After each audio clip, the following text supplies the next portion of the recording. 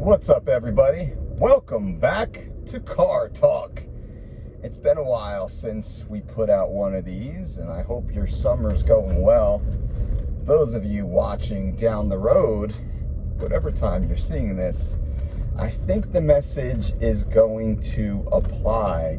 I wanted to take you down memory lane. Now, I have a talk coming up, a keynote speaking event at one of the largest corporations here in the United States. It's an international company based here in the US.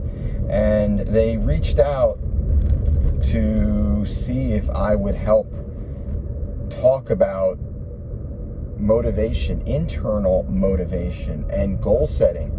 They have such a large workforce, and they've had inter-department challenges in getting the very best out of their workers. And as I sat and contemplated what I would speak about, I thought, well, hey, I need to come here and talk to you guys first, our community. So, when we talk about personal motivation, we all have a unique story, and it's very important to speak our own truth, as the woke culture says. Now, our own truth should actually be true, and in that, I will speak my truth to you now. When I was 8 years old, my father had a massive stroke. He was completely debilitated and essentially put into hospice care. A heart attack later took his life. So at the age of 8 years old, my father was ripped from our home. My mother was a stay-at-home mom. We had a normal life that now as an adult, I would look back and I would say we were lower middle class. We had one car, which was not that uncommon in the early 80s. We had a house, older house, that we bought from my grandparents and got a bro deal on it. Very normal upbringing up until 8 years old. And then at 8 years old, everything changed. Now, my story is no different from your story in that there's always an event, there's always a catalyst that changes our trajectory. And it doesn't have to be childhood, though the most formative typically are at childhood. As we don't have wisdom, we don't have perspective, we don't have context, we don't have the emotional maturity, we don't have coping skills, we don't have systems and structures built around our lives and built around our businesses to help us navigate these new challenges. So for me, at 8 years old, everything changed. Everything changed. My stay-at-home mother was now ripped from the house and forced to work menial jobs, cleaning houses and really just doing whatever she could do to do something. And as hard as she worked, that something was never enough. After a few months of our life deteriorating, I had an opportunity.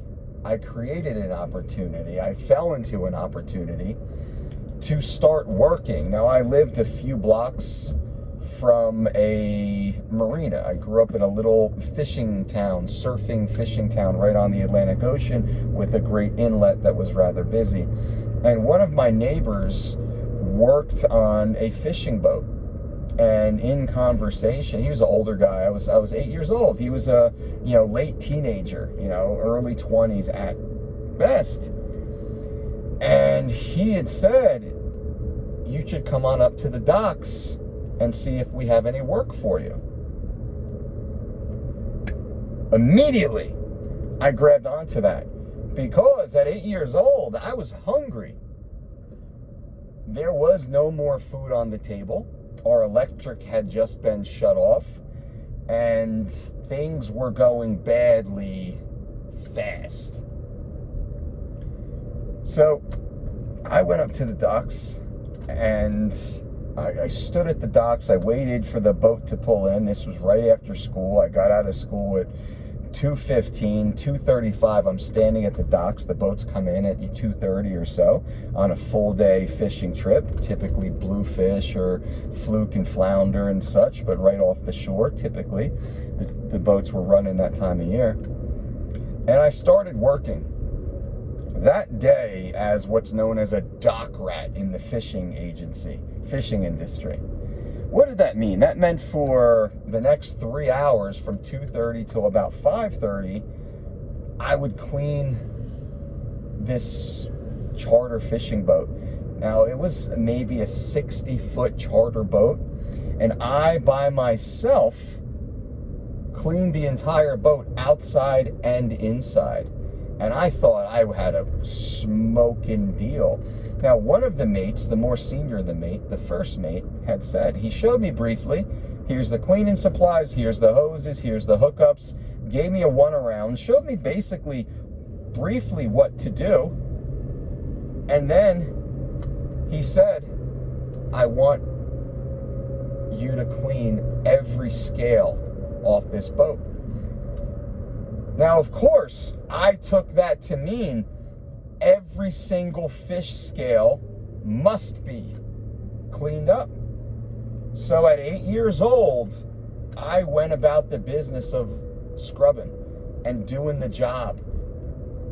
I worked my ass off. It took me 3 hours to scrub the deck, scrub the walls, scrub the windows, scrub the inside, everywhere, scrub the entire boat. Scrubbed it down, bleached it down. I took pride at that age and stage. I took pride in my work. And that first day, at the end of the 3 hours, they paid me $3. Well, at 8 years old, $3 in your pocket. Well, that's some serious coin. I was rich. I left right from the boat. I got a slice of pizza, I got a soda, and I got a candy bar. It cost me $1.50. Right? This was living. Now, as I continued on from 8 to 12 years old, I continued my role as a dock rat. And I made not much more per hour. They paid me about $1 an hour. But what I found was on the weekends, they had half day and full day. And in the summertime, they had half day, full day, and charter, which means I could double my pay. So I would do the half day, which would get in somewhere between 11 and 12. The full day, which would get in somewhere between 2 and 3. Now, instead of making $3 a day, I was making $6 a day. At 8, 9, 10 years old, think about this. I'm making $6 a day, 7 days a week. I never took a day off. I was like the Ray Liotta character in Goodfellas, where he was a kid and he would run down to the pizza shop to work with the gangsters. I couldn't get to the docks fast enough to get to work, to earn that money. Now, to tie this up, I wasn't focused on how little I was getting paid. I wasn't focused on how much my coworkers were getting paid. The only thing I was focused on was cleaning every scale off that deck. My whole focus was to have the cleanest boat in the marina. And we had the cleanest boat in the marina. And in the way, I was a joke. Some of the other captains, some of the other crew would come around, and within earshot of me, they would make fun of me, make fun of our boat, because our boat was the only one doing this. It was the Spray 3. That was the name of the boat that I started on, and I eventually, in time, built my reputation built my resume and gathered the rewards, where at 12 years old, I was made third mate. So I went from making $6 a day to $60 a day. And by the time I was 16, I was a first mate. I was making $300 to $500 a trip. At 16 years old. Now, I know some of you grown-ass men listening right now, you don't make $300 to $500 in a week, and I'm not hating on you for that. I'm saying at 16 years old, in the early 90s, I was pulling down $400 a day.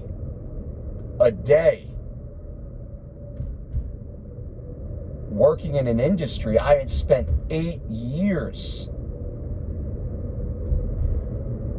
branding myself as a hard worker, as someone who showed up every time. Every single time my boat pulled in, I was standing on the deck holding the rope. I could barely throw the rope at 8 years old.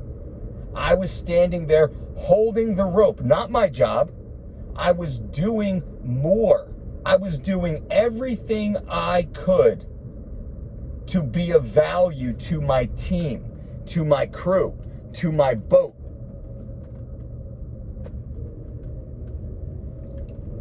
Everything I could do, I did. I would hang out after my job was done. I would watch the mates cut the fish and fillet. I would listen to the way that they would sell the fish on the docks. And in time, I was able to start selling also, making more money. It was a side hustle. I learned how to side hustle at 9 years old, and by 10 years old, I was working a side hustle, selling fish, because the townspeople would come to the docks to pick up fresh fish, just caught, filleted, ready to go, for pennies on the dollar. Not only did I do my job, that I was employed to do, I picked up the skills my teammates were doing so I could fit in, I could help them with no ask for more money, no HR meetings, no moan and groan, no complaining, no creating dissension in the lunchroom, no gossiping about what Billy or Joey or Steve is making. I just did my job. I just did my job. And not only did I do my job, I did the best job I could every single time I showed up. And in a short period of time, I was able to dramatically